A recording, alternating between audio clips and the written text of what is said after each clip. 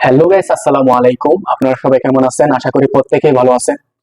তো আজকে নতুনদের জন্য খুব খুব গুরুত্বপূর্ণ কিছু আরবি শব্দ অর্থ বাংলা সহকারে আমি আপনাদেরকে বলার চেষ্টা করব। তবে যারা নতুন আসেন বা আসবেন বা আসছেন, এই কয়েকটা শব্দের অর্থ আপনারা জানতেই হবে। নতুন অবস্থায় যদি শিখেন তাহলে আপনাদের জন্য অনেক ভালো হবে কাজ পাইতে বা কারোর সাথে চলতে, বা নতুন নতুন কোনো আরবির সাথে দেখা হইলে কিভাবে কথা বলবেন।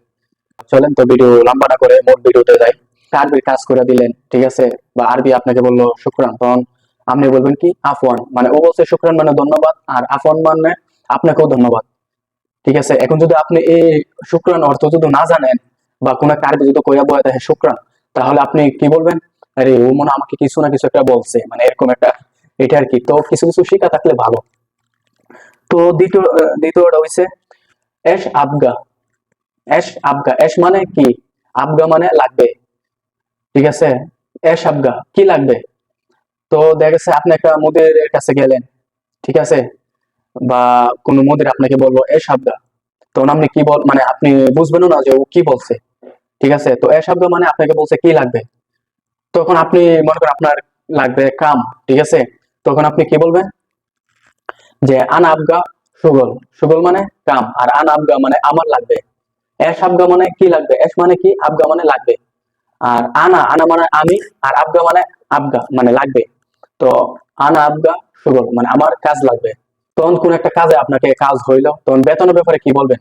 নতুন অবস্থা আইলে যে আরবিদের সাথে আমরা বললাম, দালালে বলে যে আপনি বেতন এত, কিন্তু সৌদিতে আইসা দেখেন বেতন অন্য। আপনি আপনি যখন বেতন পান তখন আপনি জানতে পারেন যে বেতন এত, কিন্তু বেতন পাওয়ার আগে আপনি জানতে পারেন না, আপনি তো বাসি জানেন না কিভাবে জিগাইবেন আরবিরে।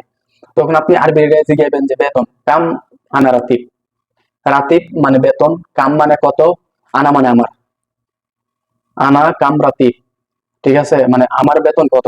তখন সে বলবে বা আলফ, বা আলফ কামসা মিয়া। আলফ মানে 1000, আর খামসা, খামসা মানে 5, আর মিয়া মানে 100। তো 500। ঠিক আছে, খামসা মিয়া মানে 500, আর আলফ মানে 1000। হ্যাঁ, তো যদি আমরা বেতন যদি 1500 তে কইব আলফ কামসা মিয়া, 1500 রিয়াল, 1500 রিয়াল এরকম। আর যদি 1200 তে কইব আলফ ইতনিন মিয়া।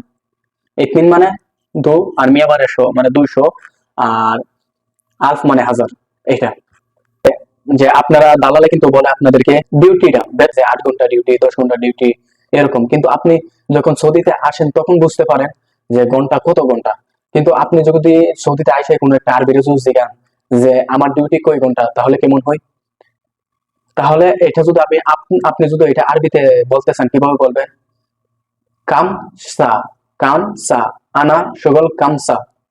ওকে, আনা দাউম কামসা। দাউম মানে ডিউটি, আর সুগল মানে কাম। তো দামও বলতে পারেন, সুগল বলতে পারেন। তো দাম বললে একটু ভালো আর কি, এটা ডিউটি আমরা যেরকম বলি ডিউটি। ঠিক আছে, তো কামসা দাও, কামসা দাও মানে হয়েছে আমার ডিউটি কয় ঘন্টা, আমার ডিউটি কয় ঘন্টা। তখন সে বলবে সা তামানিয়া, তামানিয়া মানে হয়েছে 8 ঘন্টা। সা আশারা, আশারা মানে 10 ঘন্টা। সা ইতনাশ, ইতনাশ মানে 12 ঘন্টা। মুদিরের সাথে দেখা করবেন, সে তো অফিসে বসে থাকবে।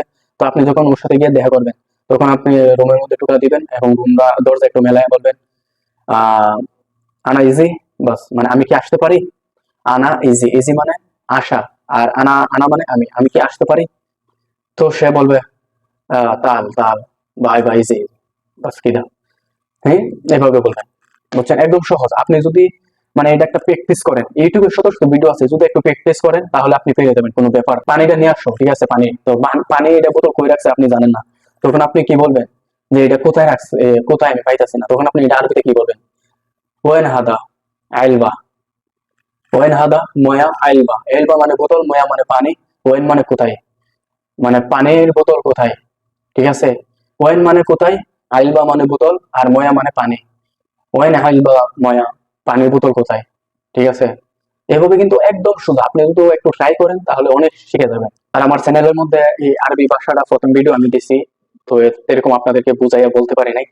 তো দেখি এটার মধ্যে সাপোর্ট কিরকম আসে। যদি সাপোর্ট ভালো আসে তাহলে আমি দ্বিতীয় নেক্সট ভিডিও বানাবো ইনশাল্লাহ, আরো ভালো করে। তো এই পর্যন্ত আমার ভিডিও। তো ভালো থাকবেন, সুস্থ থাকবেন। আল্লাহ হাফেজ।